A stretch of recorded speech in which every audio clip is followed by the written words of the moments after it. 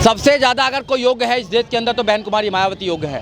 बहन कुमारी मायावती ने 4 बार उत्तर प्रदेश के अंदर जो शासन किया है और 2007 से लेकर 2012 तक जो शासन करने का काम किया है, आप उठा के देख लीजिए, एक भी दंगा उत्तर प्रदेश के अंदर नहीं हुआ। सबको न्याय देने का काम किया, संविधान को पूर्ण रूप से लागू करने का काम किया बहन कुमारी मायावती ने। अगर बहन कुमारी मायावती देश की प्रधानमंत्री बनती है तो देश सोने की चिड़िया बन जाएगा, देश में खुशहाली आ जाएगी, देश में न्याय हो जाएगा और देश में संविधान लागू हो जाएगा। बहुजन देखिए, बहन कुमारी मायावती किसी से नहीं डरती हैं। सब लोग बहन कुमारी मायावती से डरते हैं, बहुजन समाज पार्टी से डरते हैं। बहुजन समाज पार्टी से लोग इसलिए डरते हैं कि अगर बहुजन समाज पार्टी देश के अंदर आ गई तो वो 2007 से 2012 में जो उत्तर प्रदेश में शासन किया था वो पूरे देश में शासन करेगी।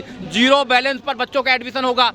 जो आज पढ़ाई हो रही है ना, वो लाखों करोड़ों रुपया देकर जो पढ़ाई होती है वो 0 बैलेंस पर होगा। जो आज सुसाइड कर रहे हैं हमारे बच्चे, IIT में सुसाइड कर रहे हैं, जो अभी निकाला जा रहा है, ऐसे बच्चों के साथ शोषण नहीं होगा। लोगों को न्याय मिलेगा, स्वतंत्रता की बात की जाएगी, संविधान के द्वारा देश को चलाया जाएगा। आरोप कौन लगा रहे हैं? आरोप वो लोग लगा रहे हैं जो बहुजन समाज पार्टी को, बहुजन समाज की ताकत को कमजोर करना चाहते हैं। ये आरोप हमेशा से लगते हैं। आप देखिए, हमारी पार्टी बहुजन समाज पार्टी की नेता बहन कुमारी मायावती सब पर भारी हैं, सब पर भारी हैं। उन्होंने निर्णय लिया कि हम अपनी ताकत बनाने का काम करेंगे, हम खुद लड़ेंगे।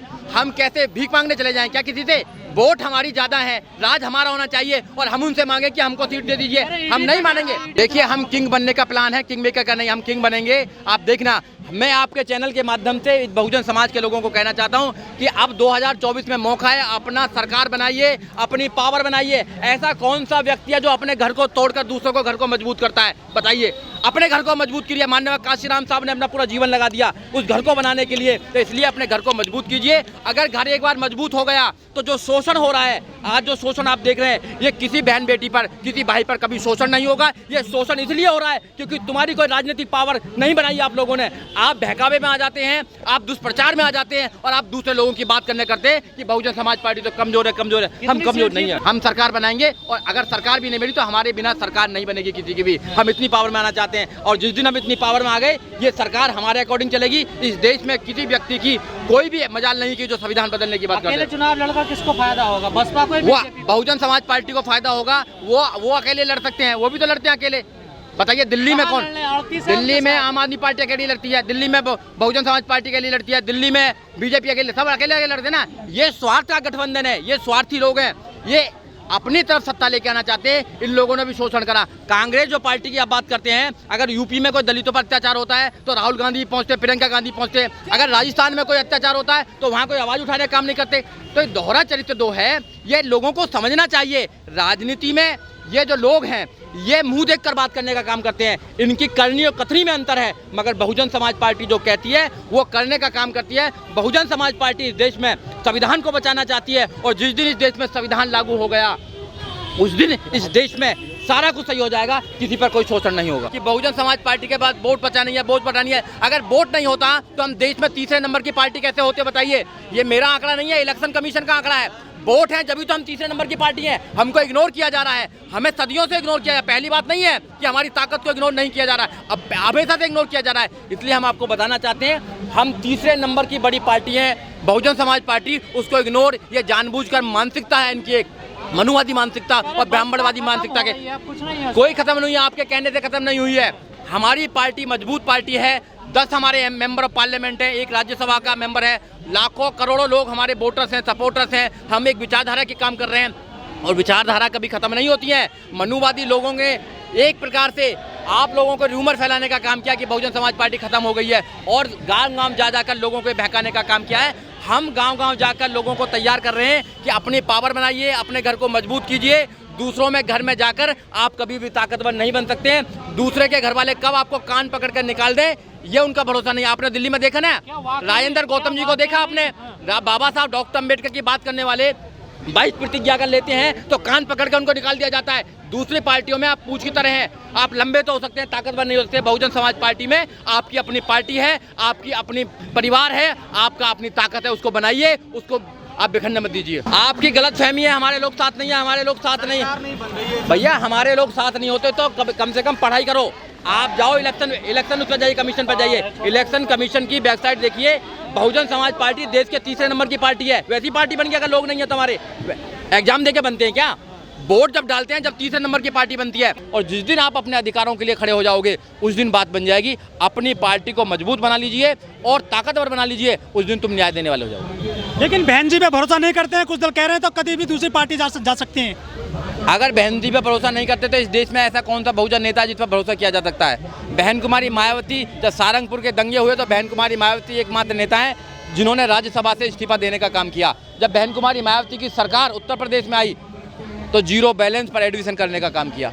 जब बहन कुमारी मायावती की सरकार उत्तर प्रदेश में चली तो सबको न्याय देने का काम किया, रोजगार देने का काम किया, सबको शिक्षा समान देने का काम किया और सबको सुरक्षा देने का काम किया। ऐसा मॉडल पूरे देश में होना चाहिए था, मगर कुछ ब्राह्मणवादी ताकतों ने मिलकर ये प्रचार करा कि भाई बहुजन समाज पार्टी खत्म हो रही है, खत्म हो रही है। इलेक्शन कमीशन ये कहता है कि देश में 6 राष्ट्रीय लेवल की पार्टी हैं।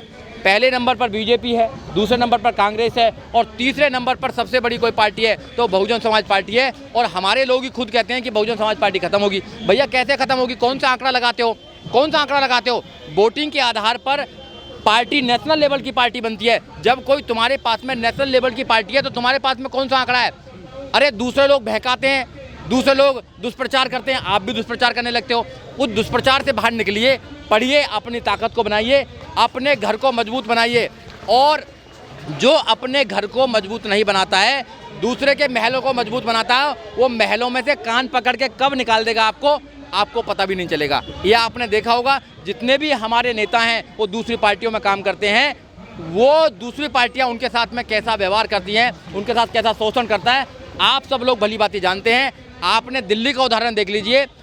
केजरीवाल के एक मिनिस्टर हैं राजेंद्र पाल गौतम जी, जब उन्होंने बाबा साहब डॉक्टर अम्बेडकर की 22 प्रतिज्ञा लेने का काम किया, उन्होंने उच्चारण करने का काम किया तो कान पकड़ के उनको निकाल दिया। ये है दूसरी पार्टियों में। आप बाबा साहब की बात नहीं कर सकते, आप संविधान की बात नहीं कर सकते, आप न्याय की बात नहीं कर सकते, आप स्वतंत्रता की बात नहीं कर सकते, आप भाईचारे की बात नहीं कर सकते। जो पार्टियां इस देश में जाति के नाम पर, धर्म के नाम पर नफरत फैलाने का काम कर रहे हैं, वो पार्टी तो बहुत अच्छी हो गई है। लेकिन सर बसपा पे आरोप लगते हैं कि ये परिवारवाद बढ़ा रही हैं, भतीजों को राजनीति में ले आई हैं और टिकट बेचती हैं, ऐसा कहते हैं कुछ लोग। उनकी बुद्धि भ्रष्ट हो गई है जो ऐसा कहते हैं। परिवारवाद जो सबसे ज़्यादा तो कांग्रेस में के अंदर ही है, देखा जाए तो कांग्रेस के अंदर है, सपा के अंदर है, आरजेडी के अंदर है, उसके बाद में आप बीजेपी के अंदर है, सबके अंदर परिवारवाद है। एकमात्र पार्टी हमारी पार्टी विचारों की पार्टी है। हमारी जो पार्टी है वो आंदोलनकारियों की पार्टी है। हमारी पार्टी ज्योतिबा फूले और बाबा साहब डॉक्टर अम्बेडकर के विचारों की पार्टी है। हमारी पार्टी ऐसी नहीं है कि भैया इधर से आए उधर चले जाएंगे। हमारी पार्टी विचारों की पार्टी है, संविधान को बचानी चाहती है, न्याय देना चाहती है, सबको खुशहाली बनाना चाहती है। हम धर्म के नाम पर, जाति के नाम पर हम राजनीति नहीं करते हैं। कुछ लोग इस देश के अंदर धर्म के नाम पर हिंदू मुसलमानों की राजनीति करते हैं। आप या तो देश को धर्म के नाम पर बांट दीजिए, या संविधान को ख़त्म कर दीजिए, या आप एक ऐसी सरकार लेके आ जाइए जो आपको न्याय दे सके, संविधान के माध्यम से आपके बच्चों को अधिकार दे सके और आपकी सारी सुविधाओं का वो अच्छी तरह से वो कर सकते हैं, सुविधा कर सकती है। लेकिन जो हिंदू राष्ट्र बन रहा है सर बीजेपी सरकार में, तो इसकी काट क्या है बसपा के पास? अरे हिंदू राष्ट्र बनाने का जो काम कर रहे हैं ना, हिंदू राष्ट्र कभी ये देश नहीं बन सकता। ये देश सेकुलर स्टेट है और be the people of India. अगर भारत के आप प्रेम्बल को देखेंगे, आप अगर भारत के संविधान के प्रेम्बल की बात करेंगे तो be the people of India से बात होती है। हम भारत के लोग, तो हम भारत के लोग हैं।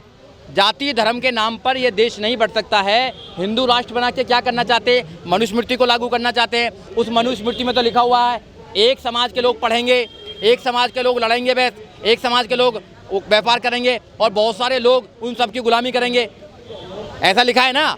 संविधान क्या कहता है? संविधान कहता है सब पढ़ेंगे, सब IAS PCS doctor engineer professor जज वकील बन सकते हैं, सब लड़ सकते हैं, फौज में जा सकते हैं, सब लोग व्यापार कर सकते हैं और सब सबकी सेवा कर सकते हैं। तो ऐसा संविधान चाहिए या हिंदू राष्ट्र चाहिए आपको? तो बहुजन समाज पार्टी देश के संविधान को बचाना चाहती है, देश के संविधान को पूर्ण रूप से वो लागू करना चाहती है। और जिस दिन इस देश के अंदर भारत का संविधान पूर्ण रूप से लागू हो गया, कोई समस्या नहीं होगी, कोई समस्या नहीं होगी इस देश के अंदर। तो सब लोग खुशहाल होंगे। बहन जी एनडीए में जाएंगे या इंडिया में जाएंगे सर, क्या लगता है? बहन जी अपनी ताकत है, हमारी एक अपनी ताकत है। बहुजन समाज पार्टी एक ताकतवर पार्टी है। हमें किसी पार्टी में जाने की जरूरत नहीं है। किसी को अगर जरूरत है तो हमारे पास आने की जरूरत है। ये ताकत है बहन कुमारी मायावती की। जब तो डरते हैं बहन कुमारी मायावती से। क्यों डरते हैं लोग बहन कुमारी मायावती से? से डरते हैं, से डरते हैं सर। ये आपका भ्रम है, ये आपका भ्रम है। आप मनुवादी लोगों की भाषा बोलने का काम कर रहे हैं, आप ब्राह्मणवादी लोगों की भाषा बोलने का काम कर रहे हैं, आप लोगों को गलत प्रचार करने का काम कर रहे हैं। बुजुर्ग हो गई सर, ऐसा कहते हैं लोग। बहन कुमारी मायावती मोदी से ज्यादा बुजुर्ग तो नहीं है ना। मोदी से ज़्यादा बुजुर्ग तो नहीं है ना बहन कुमारी मायावती। आप बताइए, मोदी इतना बुजुर्ग होने प्रधानमंत्री बन सकता है? राजनाथ से तो बुजुर्ग नहीं है ना, वो 70-75 साल के राजनीति कर सकते हैं और बहन जी को बुजुर्ग बात करें। बहन कुमारी मायावती आज भी 24 घंटे में से 18 घंटे काम करने का काम करती हैं, पूरे देश को चलाने का काम करती हैं। ये दुष्प्रचार आप जैसे लोग करते हैं और मैं ऐसे लोगों को बताना चाहता हूं कि आप लोग दुष्प्रचार कितना भी करते रहें, अब बहुजन समाज के लोगों ने मन बना लिया है कि 2024 में बहुजन समाज पार्टी को मजबूत करेंगे और मजबूत करने के बाद में इस देश में नीला झंडा होगा और संविधान बचेगा, संविधान का राज होगा, बाबा साहब डॉक्टर अम्बेडकर का आइडिया ऑफ इंडिया होगा, इस देश में सब खुशहाली होगी। हम देश को धर्म के नाम पर नहीं बांटने देंगे।